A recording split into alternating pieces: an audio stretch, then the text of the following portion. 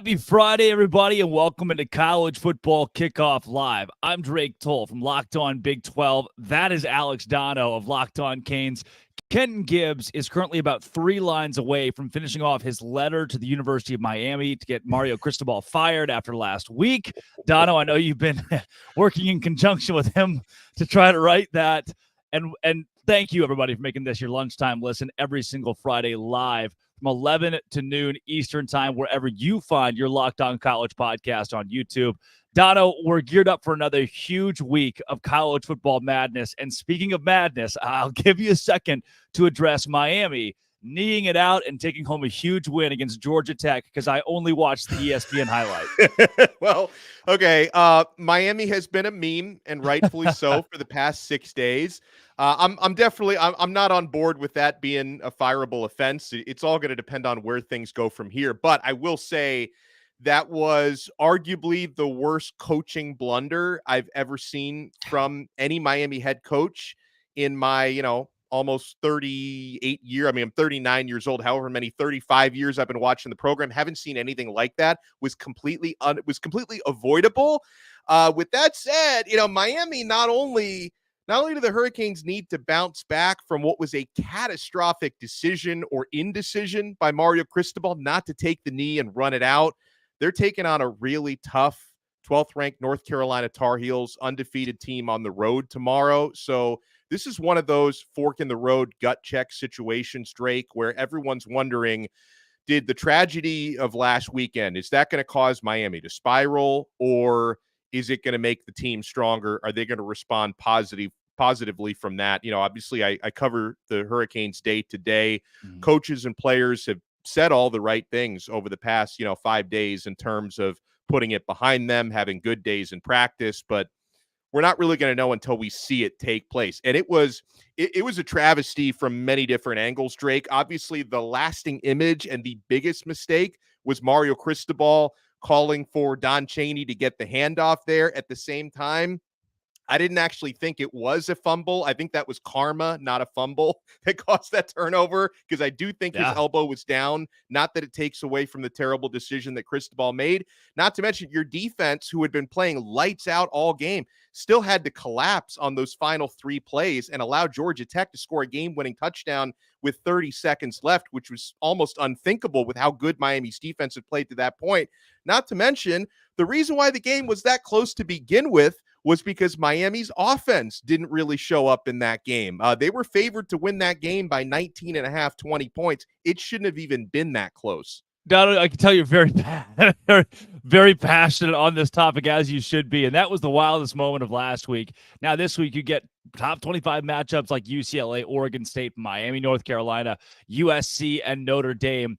And Oregon, Washington. When you look at the madness beginning already, you had West Virginia knock off Houston with 12 seconds to go on a 50-yard touchdown just for Houston to score a 50-yard Hail Mary. And that's how we started our week. But at the top of this whole thing, Georgia sits with so many question marks. They tried to answer this past week with a massive win against Kentucky.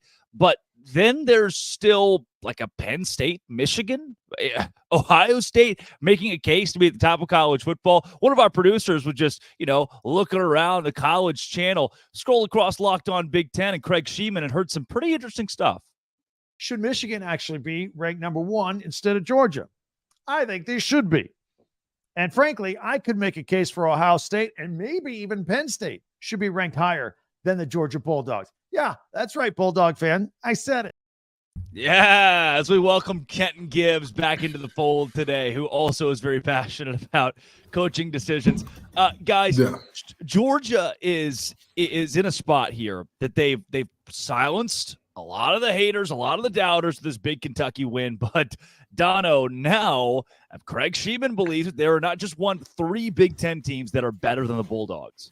I don't know if I'd go 3, but I can definitely make a case that Michigan should be number 1 and Georgia should not be. Then you could argue, should Georgia be number 2, number 3? But folks, the reason why Georgia's number 1, it's not a mystery. It's based on history. It's based on what they've done for the past couple of years. It's based on the recruiting classes that they put together, based on being 2-time defending national champion winners and being essentially unbeatable for the last couple of seasons. So if you were to actually remove any preseason bias from it, and of course the AP rankings start preseason, if you just strictly look at what's happened on the field this year, I believe the Michigan Wolverines should be the number one team in the country. They're the only team in college football to win all 6 of their games so far by at least 24 points. They've allowed 10 points or fewer in all 6 of the games that they've played so far. That's been the best team in college football. I mean, Georgia is holding on to that spot based on what they did the last couple of years and what they've done off the field heading into this year. Michigan, to me, that's the number one team in America. Yeah, Kenton, where do you fall here? I agree. Michigan is insane. That team is just different right now. It's almost like you have to find a chink in the armor when you're talking about Michigan to say, like, all right, this is where they struggle, or this is where you can exploit them. Because let's be honest, where do you exploit them? Oh, they can't throw the ball deep. Who said that? Who's watched the games that would say that? Oh, they can't run the ball. Yeah, the team that won the Runyon Award a few years ago for the best offensive line as a group. I believe that's the name of the award. I could be wrong. But whatever the name of the award is for the best offensive line, they won that last year. And they bring back a lot of guys and a lot of talent there. This is a team that defensively, we just talked about, have allowed how many points? Less than how many per game? Like, what are we doing here? That team has not been good. They've been dominant. Nobody's been close. Nobody's really had a moment to say Michigan has had their chin tested. And to that extent, I will say this. If Michigan rolls through the entire season like that, I don't see a world in which they shouldn't be the number one team in the nation. I think that this was a good quality win by Georgia over Kentucky. But let's just be honest about Kentucky, right? Like, how good did we really think they were coming into this game? Like, let's just be very honest with ourselves about that. We knew if you stop Ray, that's it. That's all you got. That's, you're not really much outside of that. So I was wrong about Notre Dame being closer to the playoff than Georgia so far. Very wrong about that. I'll admit it. Hey, Bulldog fans, I was wrong. But with that being said, right now, based on the eye test, Michigan looks better than Georgia. I told you, Dono, I've been working on my ventriloquist skills, and I think I'm nailing it over here with Kenton. The Michigan schedule has featured the last 3 weeks Nebraska, Rutgers, and Minnesota. So let's little grain of salt here, but you can only take care of business. When that's what your schedule is, you can only take care of business. And how does 128 to 24 in those 3 games sound? Combined score of 128 to 24. There's not much more business you can take care of than that. Michigan taking the schedule it's been given and winning with it right now.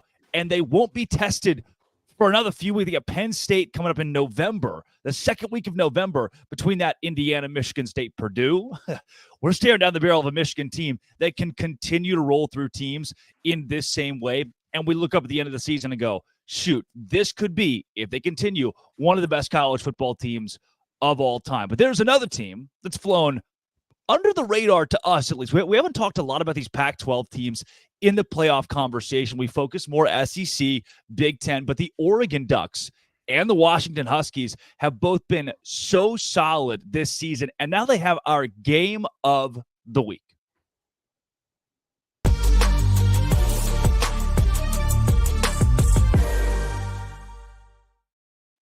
Spencer McLaughlin set to join us here in a second with Locked On Ducks and Locked On Pac-12. But we talk about dominance so far, Dono, in that conversation squarely the Washington Huskies.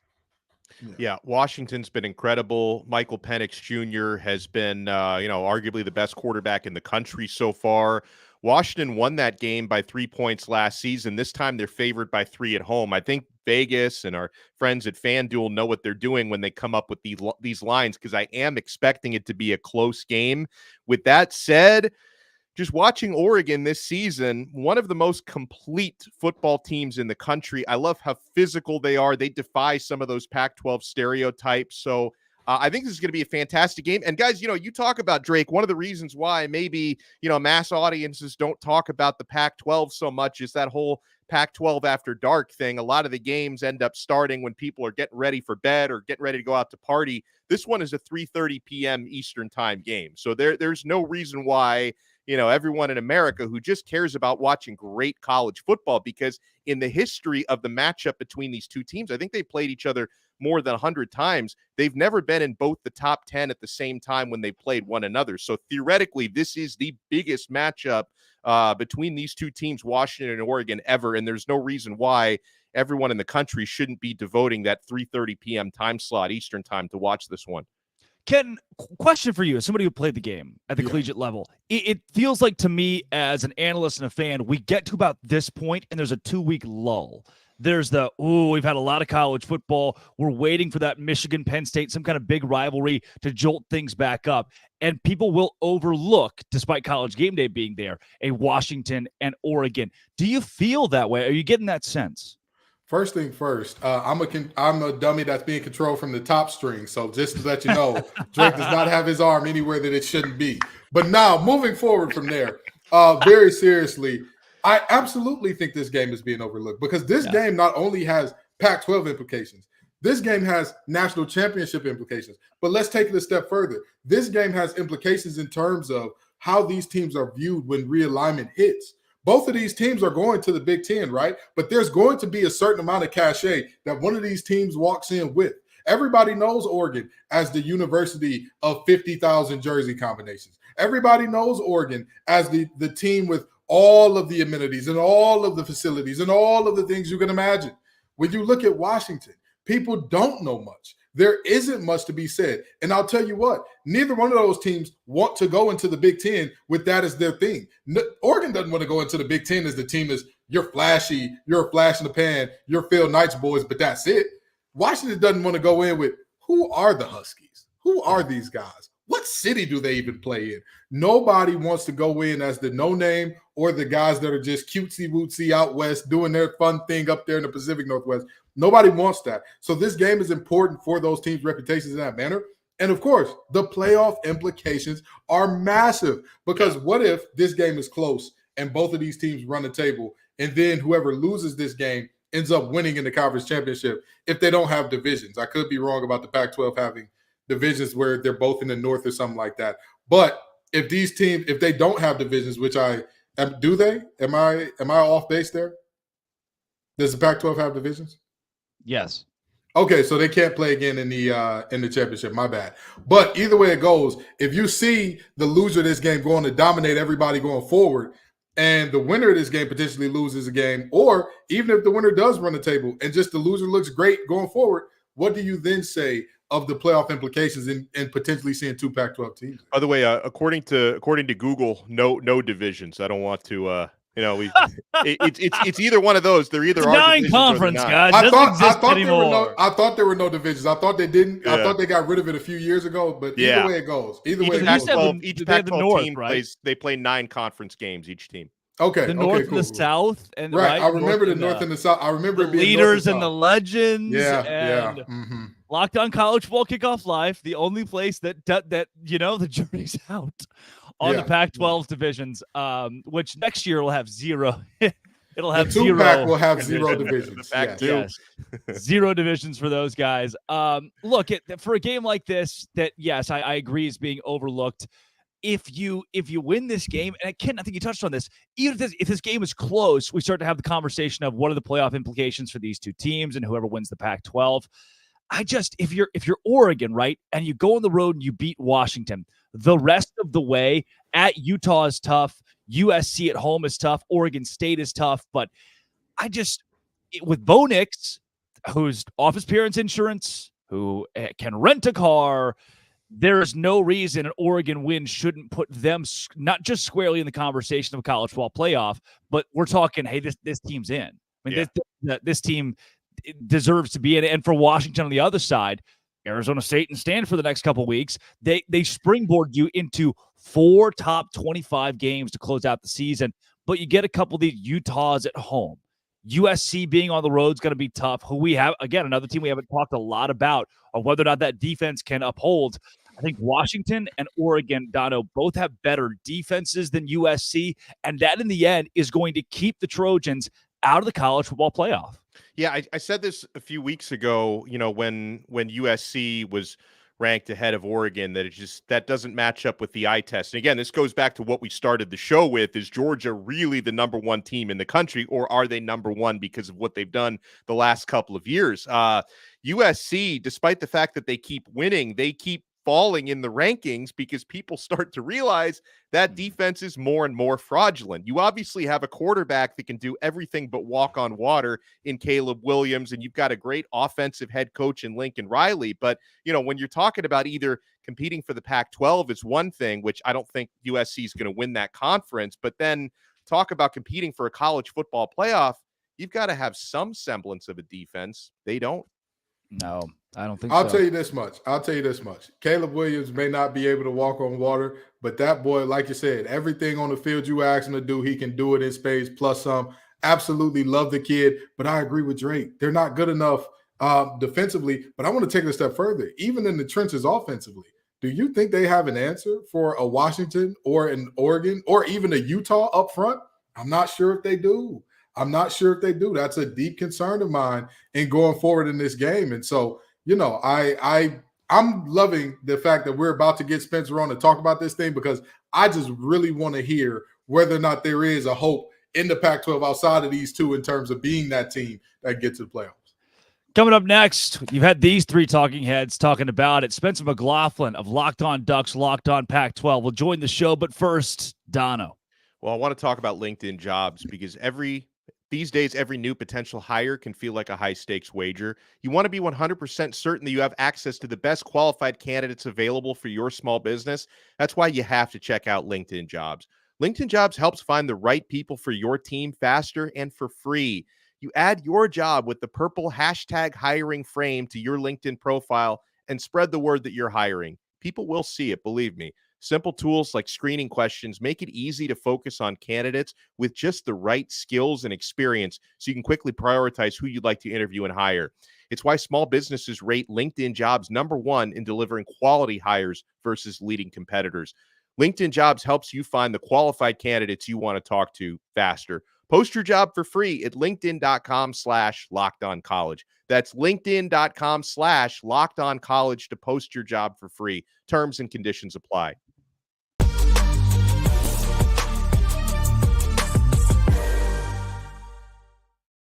Spencer McLaughlin joining the show from Locked On Ducks and Locked On Pac-12. Spencer, from a holistic standpoint, before we talk just Oregon, this to me feels like this is the last great game of the Pac-12. Every week where you get two top 10 teams matching up in this conference, it's huge for a league that's giving one last middle finger to all of college football. That's one way to put it. I think it's the one last middle finger to Pac-12 fans when you look at the entertainment value this conference is providing for everyone, and that it is just completely dissolving after this season. I mean, you've got 3 top 25 matchups across the Pac-12 this week. You have USC and Notre Dame, which is honestly the third most interesting game in the conference this week, legitimately, because Oregon State and UCLA, the loser is probably in all likelihood out of the Pac-12 championship hunt and therefore the college football playoff as well. And I think UCLA and Oregon State, in the eyes of some, are kind of dark horse candidates to make a run at the CFP if they could go 12-1 and win the Pac-12 and be the first time that either have done so. But their schedules are immensely favorable, and that's why the game is so interesting. But I mean, as it pertains to Oregon and Washington, like it is an outstanding football game, and it is, I think, boosted in the interest department because of the rivalry factor. Because when you look at the implications of the actual game, it's almost identical. Everything about this game, frankly, is identical to Red River last week at the Cotton Bowl. You've got big-time rivals who are going to a new conference together after this season. They're big television draws in their conferences. You have undefeated teams. You have 2 teams whose combined ranking is 15, by the way. You have 7 and 8 this week. You had 12 and 3 last week. It's a spirited rivalry. It always has been and always will be, even in the new conference. And then the winner is in a great spot to get to the conference championship game, and also the college football playoff and will control their own destiny to get there. But the loser is by no means completely out of that conversation. I don't think anyone's looking at Texas and saying, well, they're not winning the Big 12 now. They could never beat Oklahoma. Like, of course they could beat Oklahoma. They just didn't. And the same goes for Oklahoma if they lost the game. Like, If Gabriel throws an interception on that last drive, nobody looks at it and says, oh, well, Oklahoma can't win. They can't do this, that, and the other thing. No, they can. They just didn't on that particular day. Like, this is a coin flip game. This is a sort of game that is going to, really provide an extra level of bragging rights for whichever side wins because of the stakes. Like, they are so big. It's the highest ranked matchup in the history of Oregon and Washington. So it's going to be a massive game. Game day is going to be there in Seattle. Like, the stage is set for everything to be as big as it can possibly be. You know what? I know that Spencer ankle's hurt from standing on so much Pac-12 business. I'm proud of you. I'm proud of because I'm going to tell you, this is a dissolving conference and you still there battling it out every week. But let's talk about the kind of other guys for a second here, right? So you talk about this game is not really an elimination game so much as it is a propel a team forward game. In looking at the guys outside of this game, who would you say, hey, they have a great shot to make the playoff, even though, whichever team wins this game is obviously in the driver's seat, this team is in the passenger seat and gunning? Yeah, you can make the case for several schools. Oregon State and UCLA are dark horses for sure. I don't know if they've got the teams that are good enough to get to the playoff. Oregon State's defense has posed questions this year to Cal and Washington State on the road. They allowed 39.5 points a game. 38 to Washington State and then 40 to Cal. Now those are my California Golden Bears, of course, but you shouldn't be allowing 40 points to Cal, so that certainly is raising some questions, especially with Oregon and Washington on their schedule. For UCLA, the defense is there. I mean, it's the best defense I think I've ever seen a Chip Kelly team have. That includes his days back at Oregon in the early 2010s. Like, they had some sneaky good defensive units. They didn't have a front four like this. Like, the Murphy brothers and Latu, those are all NFL draft picks in the early rounds. Latu probably a top 10, 15 pick. He is outstanding. But for UCLA, the questions come offensively, which is a weird thing to say about Chip Kelly's team. But my concern with them coming into the year was, what are you going to get at the quarterback position? What are you going to get there? Who's starting? What are we doing in the best quarterback conference in America? So I think those teams have questions. Washington State, we saw the inconsistency against UCLA. I think their defense is good. I think their offense is overall good with Cam Ward, who's great, but the offensive line is just not. The offensive line was absolutely dominated. And look, UCLA's front four is good. Absolutely. But you got to be able to put up a better fight than what they did. They couldn't run the football. They couldn't protect Cam Ward, couldn't get him into a rhythm. So I think those teams all have concerns. And then you come to USC, and technically speaking, any of these teams are alive for the playoff because they only have one loss.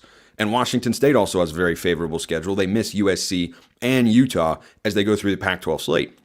But for USC, they play at Notre Dame this week. I think they're going to lose to the Irish for the first time. Their playoff hopes won't be done.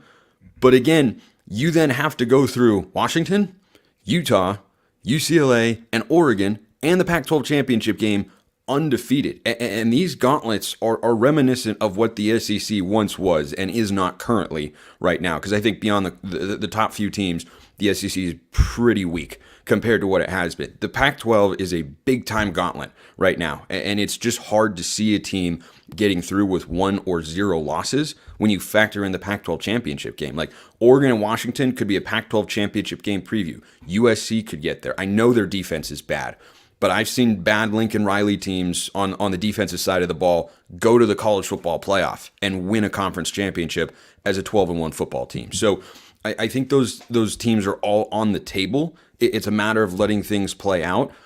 I think common sense would tell you, well, USC would be the most likely. Probably, but I don't think the gap between them and an Oregon State in terms of likelihood of getting there is that large because Oregon State has a much, much easier schedule.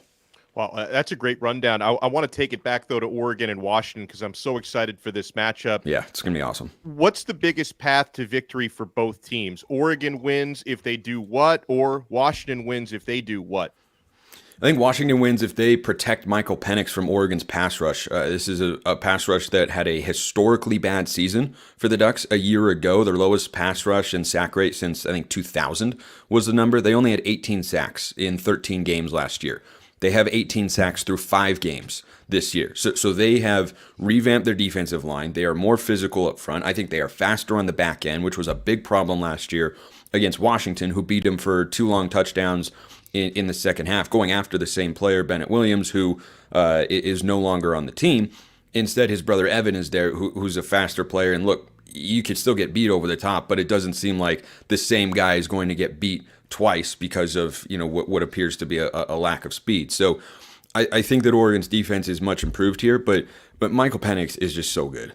Like 75% completion this year, over 400 yards a game. He's just awesome. His receiving core is insane.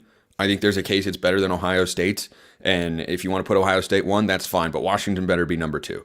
Because Jalen McMillan and Rome Odunze, those are first-round receivers. And Jalen Polk is probably an early second or third round wide receiver as well. So you've got so much NFL talent on that side of the football. If you can't pressure Michael Penix and disrupt him, what Washington loves to do, they can throw the ball at all 3 levels. But really, their offense is a deep shot. It's this kind of living embodiment of that meme, F it, Justin Jefferson is down there somewhere. Yeah. But they do it with a purpose. They do it with a purpose. Like Penix is just going back there, and on the first play from scrimmage against Michigan State, for instance, they're going 45 yards down the field. Like they don't mess around and wait to unlock those deep shots. It's take the deep shots first, second, and third, and then try and come underneath.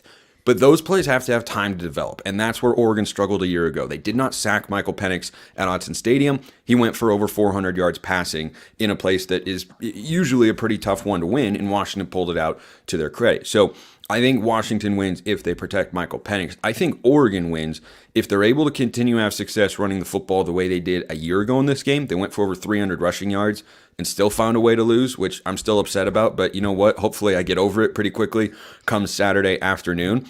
But I think if Oregon protects the football and gets off to a good start, they'll win the game, because this is a Husky crowd that is going to be absolutely, positively on fire. Everybody is so well aware of what the stakes are, the rivalry, the history, the implications for the CFP and the Pac-12. It's all there. It's all on the line. And the only thing I think a crowd loves more than a touchdown is a turnover. And if you let them get into it early, and if you give them big momentum swings with turnovers, and Washington's defense has forced more than a few this year, I think that puts the Ducks at a serious disadvantage. They've got to be able to start strong and protect the football, and they've protected the football very well this year. In their 2 road games, they've got off to sluggish starts, and that's what has me concerned for the Ducks. Spencer McLaughlin, Locked On Pac-12 and Locked On Ducks. By the way, the Pac-12 has no divisions. Just wanted to tell you. That's Didn't correct. know if you were positive about that, but we are all very sure here the Pac-12 does not have divisions. It sounds like I missed something. You did not. Nothing. You missed nothing at all. Nothing. Spencer, thanks so much for joining Locked On College Football Kickoff Live. Yeah, you're welcome.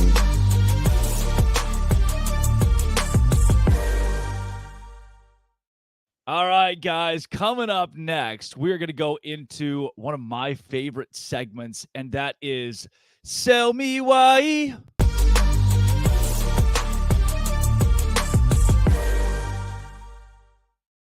Guys, the Auburn Tigers, 3-2 this season, but they are 0-2 in the SEC. They can't seem to win a game there. And this week they face LSU, who's 4-2. They're 3-1 in conference, 22nd in the country. Auburn's on the road. This is Baton Rouge, guys. There's just no way. This Auburn Tiger team that's reeling, where they're talking about firing the coach. There's so much about Auburn that we got to figure out down the stretch here. Can the Tigers keep it close? Zach Blackerby, our Locked On Auburn host, is here to sell us why. The Auburn Tigers can absolutely cover this 11.5-point spread on the road against LSU. I'm Zach Blackerby, host of Locked On Auburn. LSU's offense is getting a ton of attention, and rightfully so. Jaden Daniels, I think, should be the front runner for the Heisman right now. But LSU's defense is really bad, and everybody's looking over this one stat. LSU is the second worst team in the SEC when it comes to allowing opponents' average yards per drive. It's over 6 plays per drive that they're allowing over the course of the season. How is Auburn going to win this game, or how is Auburn going to cover this 11.5 points? They keep LSU's offense off the field. Auburn has one of the best rushing offenses in the SEC. They ran the ball very well against Georgia the last time they took the field. Long drives for the Tigers. I'm not saying they win, but that 11.5-point spread, it's looking pretty good. Yeah, Kenton, 11.5 is a lot, but it's a night game, LSU at home. I think you're a maniac if you touch this game. Here's the deal, right? Auburn can run the ball. LSU has struggled defensively, and of course, Brian Kelly is going to blame it on inexperience, which is going to lead to a lot of finger pointing in the locker room. No, it's your fault. It's your fault. It's your fault. Auburn has not done anything this season to make me think like, hey, this is a scary team. This is a team that can challenge. This is a team that can push. With that in mind, if Jaden Daniels has his way and the defense comes up with an opportunistic stop here and there, I believe that they firmly cover this 11. We call this sell me why. Zach Blackerby would literally have to sell me on why. Actually give me money to say, hey, place the bet with my money that they're going to cover this thing, because under no circumstances would I bet on this Auburn team to not be, absolutely demolished by any good LSU or SEC team. Yeah, Dono, to me, I'm in a spot where I see Auburn's driving down by 7 late. There's the pick 6 that gives LSU the cover. This just feels like one of those games where it's going to be crushing on one side or the other. And again, home team, LSU, I think they favor. Yeah, I was actually telling Zach Blackerby off air before the show that I think Auburn can cover 11.5 because, again, conference opponents, that's a really big number. But would I actually put my hard-earned money on that happening? I have to take a step back and I probably do sit this one out. If anything, how this plays out with the spread. I think LSU could win a close game or they could win a not so close game. I find it hard to believe that Auburn wins the game outright, but how it plays out with the spread might just depend on whose weakness is a bigger weakness in this game, because a matchup to look for, Auburn has the 119th ranked passing offense in the country. Out of 130. Yeah, that's really bad. But then LSU has the 119th ranked passing defense in the country. So something's got to give here, right? Maybe there's a chance Auburn can actually throw the ball around the yard a little bit. But listen, he came close to selling me why. Just as a matter of principle, I would usually bet the underdog to cover a double-digit spread in a conference game, but I'm probably going to sit this one out.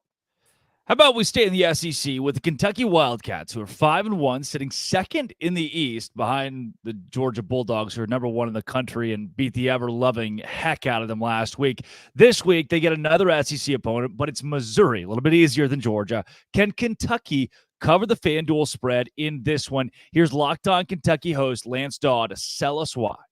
Kentucky football is favored by 2.5 points this weekend against the Missouri Tigers, and there are a couple of reasons why Mark Stoops and co. should cover this weekend. The first, obviously, being the fact that this one is in Lexington. I would like to see Kentucky continue their trend of beating Missouri in Lexington as they have over the past few seasons. I think that the crowd will definitely be into this one after a disappointing loss to Georgia. Things are going to get right back on track this weekend against the Missouri Tigers. And then the second is Kentucky's ball control offense. The Wildcats are one of the slowest teams in the SEC when it comes to pace of play on the offensive side of the ball. I think that they are going to use that to their advantage, keep Missouri's talented skill position players on the sideline, and they are going to utilize Ray Davis to get themselves a win and cover the spread this weekend against Eli Drinkwitz and the Tigers.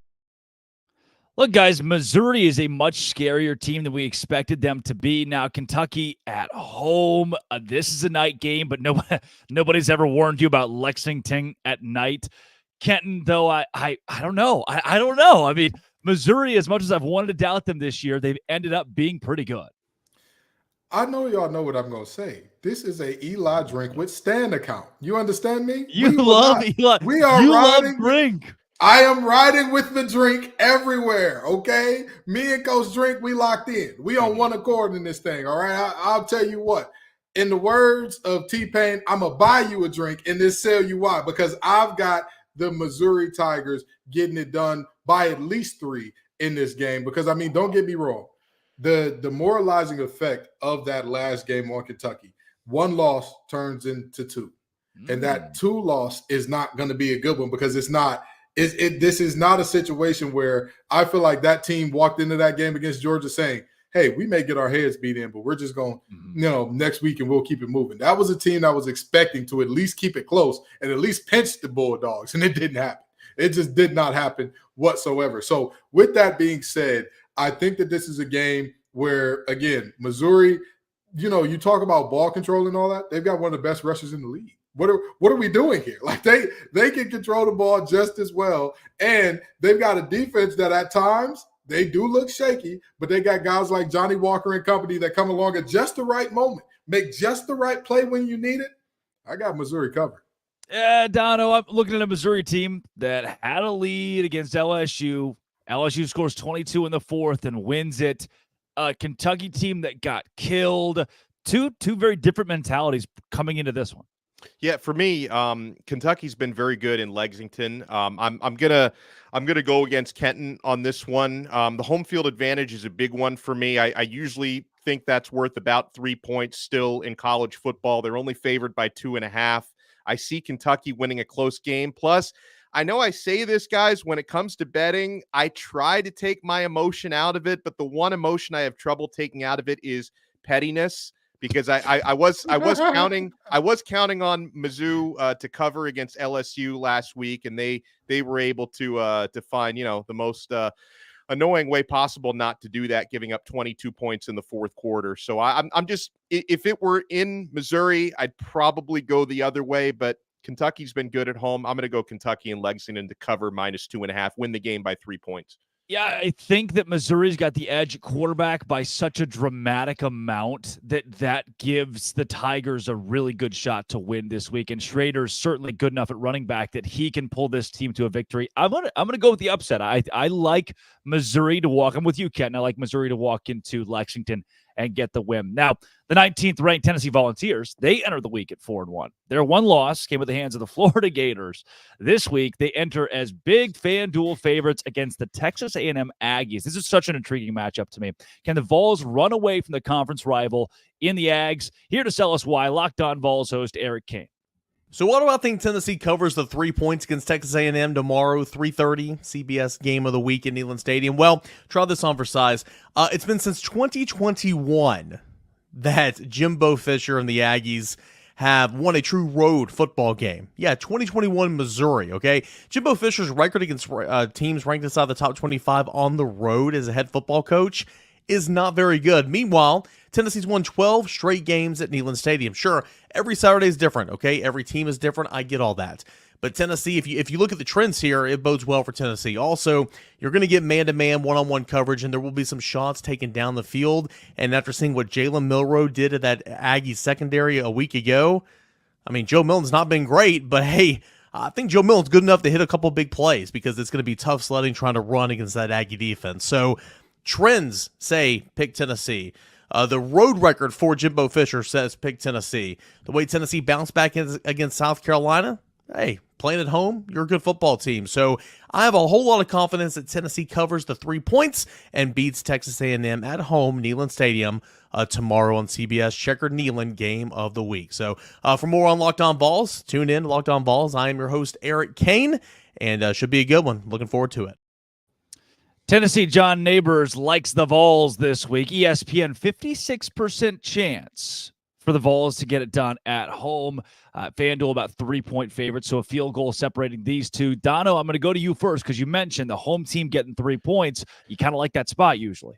Not here, though. As charming as Kane is, I'm very bullish on Texas A&M's front seven. There are obviously causes for concern because Jimbo Fisher is a guy who has found ways to snatch defeat from the jaws of victory. But I'm going talent for talent here. I think Texas A&M is going to get it done with their physicality up front on defense. So I'm actually, this time, I am going with the slight road upset. Yeah. Kenton, where do you feel? I look at this Texas A&M team, and I say to myself, they're 4-2 overall, 4-2 against the spread. It's hard to say like, oh, this is just a terrible team that's going to do bad things and all that. But you know what is easy to say? If it's not a big game, Jimbo Fisher and his team will be ready. They'll show up. They'll do it the right way. The minute that light hits them, oh, man. Jimbo Fisher going to fold like a Thanksgiving plate if the food nasty. And you know what I'm talking about. If the dressing ain't hitting, you'll fold a glass plate to make sure nobody sees you. Throw that thing away. And that's what Jimbo Fisher and Texas A&M have done every time they have had a big moment, especially on the road. So with that being said, The Aggies are mincemeat, deer meat, veal, whatever you want to say. It's good eating for Bazooka Joe and the Volunteers in this one. Guys, I need to get to my bust this week. I need to get to my boom or my bust. I'll give us each one boom or one bust. That's what we got time for today. But first, Dono. Well, first, folks, we got to get, there are no busts on FanDuel, only booms here. Snap into action this NFL season with FanDuel. It's America's #1 sports book because right now, new customers get $200 in bonus bets guaranteed when you place a $5 bet. That's $200 in bonus bets, win or lose. If you've been thinking about joining FanDuel, there's no better time than right now to get in on the action. The app is so easy to use. There's a wide range of betting options, including spreads, player props, over-unders, and so much more. So visit FanDuel.com/lockedon and kick off the NFL season. FanDuel, official partner of the NFL.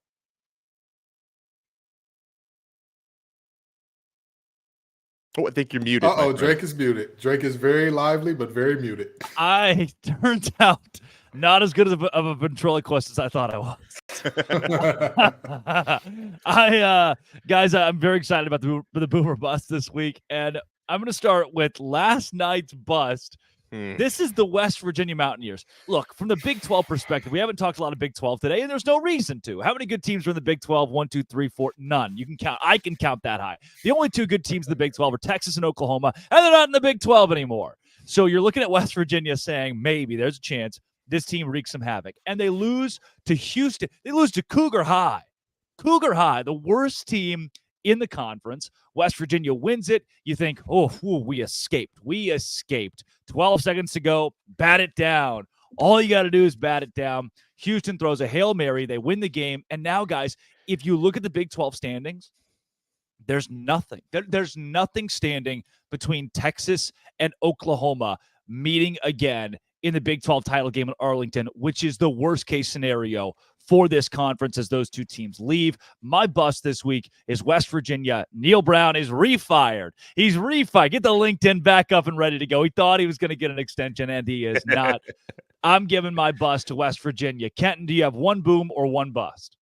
Oh, well, you know me. You know what I mean? In the words of De La Soul, it was just me, myself, and I going with the Oklahoma Sooners. It was me, myself, and I saying that was a good team back when y'all thought Cincinnati, the Bearcats, we're going to take them out. And now, lo and behold, they beat Texas. They beat Quinn Ewers and company. Oh, man, the Red River Shootout looks like they're the quicker draw. They're the fastest hands in the West. Look at Brent Venables. I'm not saying that Clemson needs him back. I'm not saying he ain't going back to Clemson because he's the head man in charge now, and he's leading things how he wants to. But, boy, Boomer Sooner is my boom, baby. Ken Gibbs, Boomer Sooner. Brent, you've been on the Brent Venables train. I will give you credit for that. Dono, a boom or a bust? Here's why Kenton just set me up for failure, because I had one boom and one bust written down, and I got excited when Drake said we have time to just do one or the other. It's the Dono special. It's like, you know what? So, I got 7 of them this week, guys. Today, I had one boom, one bust written down, and Kenton just went with my boom. So unfortunately, I have to go with my bust, and I didn't want to be in the position to remind people of what the team that I cover just did last weekend. So I'm going to keep it brief. Up 20-17, driving in Georgia Tech territory. There's 33 seconds left in the football game. All Mario Cristobal had to do was take a knee and escape with an unnecessarily ugly victory. Did he do that? No, he didn't do that. They ran the football. A fumble turnover was called, and the longest 30 seconds of my life ensued after that. I hope the team can bounce back this week against North Carolina. But yeah, the program that I cover, Miami Hurricanes, they're my bust this week. There are your booms or busts, guys. We have a second game of the week this week because the Pac-12 is delivering. This one is USC and Notre Dame with Locked On Irish, Tyler Wojak.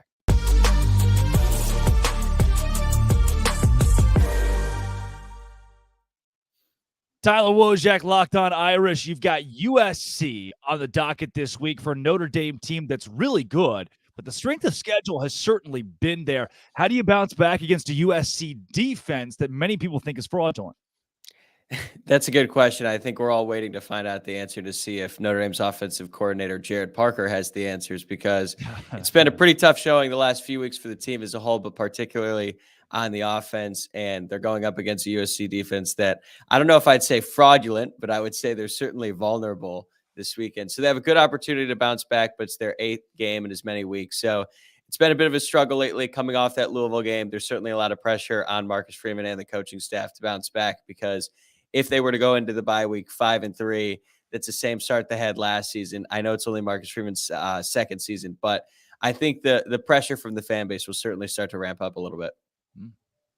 You know, Woj, y'all broke my heart. Y'all broke my heart because I came into the season. My hot take for the season was that Notre Dame was going to be closer to the playoff than Georgia. And lo and behold, that playoff is near and dear. It's a distant memory at this point. But with that being said, do you think, or let me ask you this rather, what is the ceiling of this team now that it seems that the playoff is all but a foregone conclusion that's not happening? I mean, I want to say 10-2, but I also don't think that Notre Dame is going to beat USC this weekend. So probably 9-3, I would say. I think at this point, just the way things have been going, I think they'll probably end up losing to USC on Saturday, potentially by double digits. And then after that, it's just going to be a matter of piecing things together during the last 4 games. Fortunately for them, the strength of schedule does ease up a little bit after this bye week. They even have another bye week in between some games. They have Pitt, Wake Forest, Stanford, and going on the road to Clemson. And going on the road to Clemson, even though Clemson isn't what they used to be, that's still a tough game. So I think realistically 9-3 is probably the best case scenario, which is unfortunate. It's certainly not what I was hoping for going into the season. But I guess if there's one positive spin on it, they would reach their over on season win total. So it's not a fun place to be right now. I'll tell you that. Now, I actually, I'm on the other end of it. I think Notre Dame can pull it off this week. A lot of that has to do with my opinions on USC's defense, but I'm interested for you to hear you say you think USC gets it done maybe by a couple touchdowns. So what do you think are the matchups that are going to decide this game?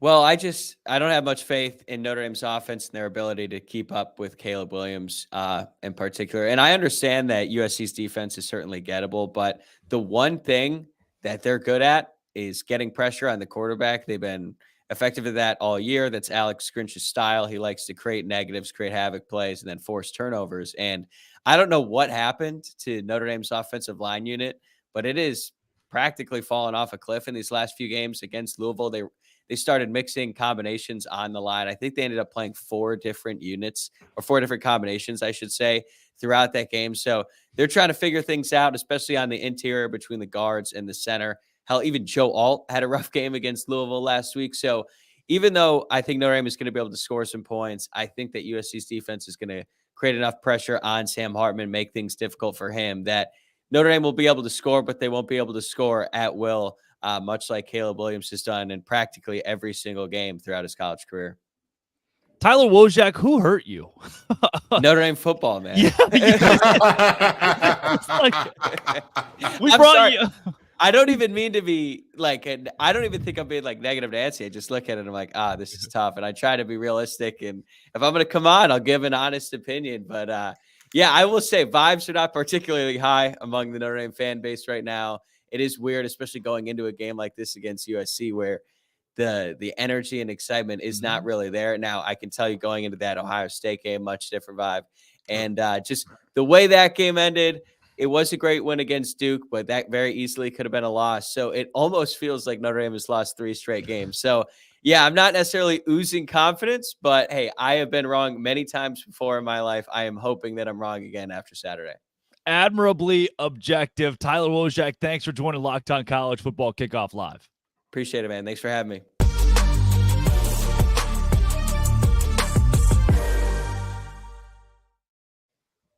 Well, folks, we got to talk about LinkedIn Jobs. If you're a small business owner every new potential hire can feel like a high stakes wager. You want to be 100% certain that you have access to the best qualified candidates available. That's why you have to check out LinkedIn Jobs. LinkedIn Jobs helps you find the right people for your team faster and for free. You add your job and the purple hashtag hiring frame to your LinkedIn profile to spread the word that you're hiring. Folks, I know that this works because I've been on the other side of it. I have gotten jobs through LinkedIn Jobs before. Simple tools like screening questions make it easy to focus on candidates with just the right skills and experience so you can quickly prioritize who you'd like to interview and hire. It's why small businesses rate LinkedIn Jobs #1 in delivering quality hires versus leading competitors. LinkedIn Jobs helps you find the qualified candidates you want to talk to faster. So post your job for free at linkedin.com/lockedoncollege. That's linkedin.com/lockedoncollege to post your job for free. Terms and conditions apply.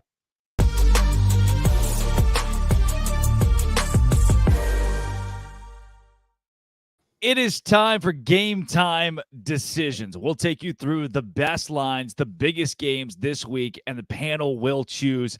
Guys, let's start with one of the biggest lines in the top 25 this week. It's number 2, Michigan hosting Indiana, favored at FanDuel by 33 points. Let's go rapid fire. Dono, what do you think? Yeah, I mean, listen, history would say Michigan has not only beaten all the inferior teams in front of them, they've taken care of business and covered. They haven't won a game by less than 24 points this year. I think the Wolverines win, cover, and they continue to have people like me say they probably should be the #1 team in the country. I say they dominate, but 33 is crazy. That's a little intense. That's counting on Harbaugh not letting up off the gas. And while he does his best to keep this team motivated, at some point in time, like, I think that he's going to realize, hey, we're good here, and kind of call off the dogs a bit. I'm going to say that the Hoosiers cover this one. Yeah, Indiana lost to Maryland by less than 33. I mean, they kept 44-17, right? It's kind of where I see this game falling. Even a 49-17 still isn't a 33-point cover. I lean Indiana here, but it's a game that I'll probably stay away from. Let's jump into a couple of the big lines here. Alabama hosts Arkansas this week. 2-4 in SEC play for the Razorbacks, but at FanDuel right now, you can buy this up to 20.5, 21 points. That's 3 touchdowns, Dono. Oh, man. I guess we're starting to see more signs of Alabama's offense coming together. But to me, I'm going to say they don't cover. I'm going to say they win comfortably, just not by that many. So I'm having a hard time with this one. I'm going to say no. I'm going to say they win, but don't cover. Yeah, KJ Jefferson in this game, Kenton Gibbs, is a 3-touchdown dog. Free Jefferson till it's backwards. They got my boy locked up down there in Razorback country. With that being said, I agree with Dono. I just don't see him. 21 is a little aggressive. Yeah. And as Aubrey once said, 21, can you do something for me? No, not in this game. 21 will not do something funky for Alabama. I think, again, Alabama wins. They control this game, but this feels like a game where they're up by 20, and you know that you're not going to cover. And Arkansas is driving and whatnot, and they just end the game with like, oh, we threw a Hail Mary that didn't work, and that's going to be the end of it. As you're scrolling through your television and you scroll past Superman and Lois, you see that up next on the CW is Louisville and Pittsburgh. Now, this one's a rat line. It's so embarrassing. Louisville only favored by 7.5, despite being 6-0 at 1-4 Pitt. Kenton, you're locked on ACC. What am I missing here? Louisville is going to whoop the wheels off those boys. I don't know where this came from. There are times where I know that Vegas does this at a high level, that the house always wins, all that good stuff. But there's some times where I look up and I'm like, is Vegas trying to give us away money? Is this how they keep people hooked by bets like this? This is the one.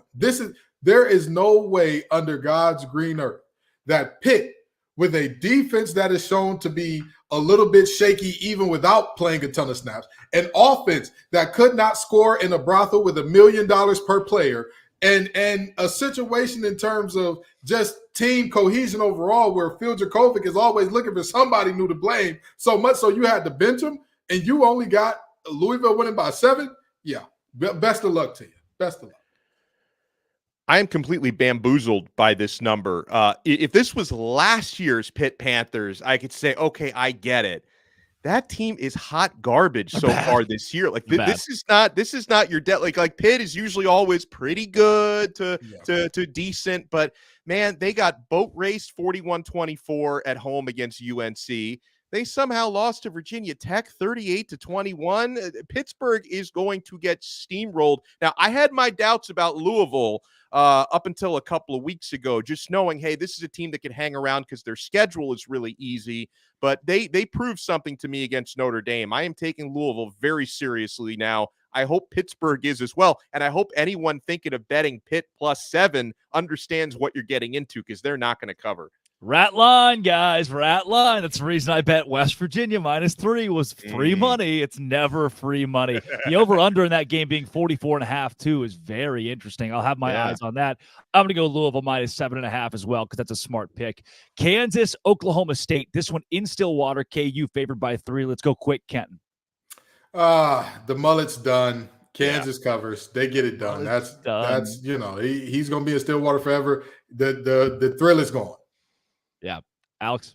Kansas by a touchdown. Yeah, I'm with Kenton on this one.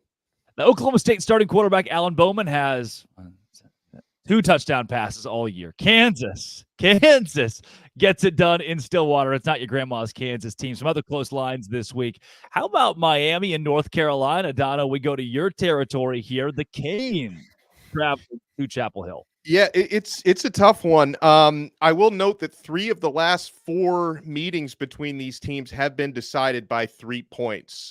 So that line being 3.5 is an interesting one to me. I do think Miami is going to have a positive response from what happened last week, because all the indications tell me they will. I think Miami has some advantages at the line of scrimmage. Their offensive line has only surrendered 5 sacks all year. North Carolina has only produced 4 sacks in their last 4 games. I think Miami can cover. I think if the number was 3, I might look differently, or at a push. I think 3.5 gives me the green light to say Miami. Kenton. Let me tell you something. Mario Cristobal got married to his wonderful wife, Jessica, in 2006. He ain't took a knee since. Congratulations. He may not need it in this game. I think that there are many problems with that North Carolina team, that they just haven't played a team that was good enough to expose those problems yet. Miami is going to be pissed off, and Mario is going to be coaching for his life, or else he's going to join LinkedIn Billy on the line of coaches that 1 loss turned into 2, and 2 turned into 3. 3 turned into 4, and then the unemployment line is for he. That's what is up against Mario right now, and I think that team is going to rally together and find a way. I'm worried the team is not very happy with Mario Cristobal, and of course North Carolina, Drake May, very happy with Mac Brown, who has a huge, with Tez Walker being back, a huge momentum boost. North Carolina covers 3 in this game. Drake May knees it out to close it out. Last couple here, guys. UCLA, Oregon State. Oregon State favored by 3.5 at home in a massive Pac-12 game, Kenton. I love DJU, man. I'm so happy to see him successful in doing this thing, because I knew he was not the problem at Clemson. With that being said, I love to go against Dante Moore as well. I get to do double love here. Give me Oregon State. Oregon State's going to cover this thing. Dono, do you got the beeves? Yeah, I'm with you 1,000%, because listen, Dante Moore, despite Kenton's propaganda, he's eventually going to be a truly great quarterback, but he's a true freshman. I give the big advantage to DJ Uyunglele and Oregon State. I think they cover. All right, last 2. NC State, Kenton, this one's for you. Travels to Duke. Duke only favored by 3.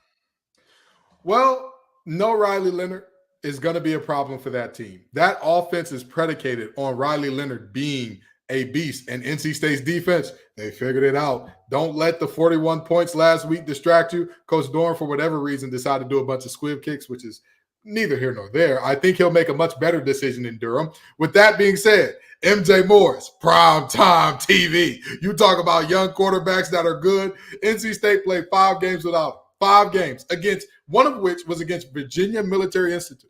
And do you know when they scored their season high of points? Against a Marshall team on a 9-game winning streak with MJ Morris. Yeah. Folks, NC State is going to cover this thing, and I'll take them out right on the money line. Come on now. Come on with it. Duke by 3 for me, Dono.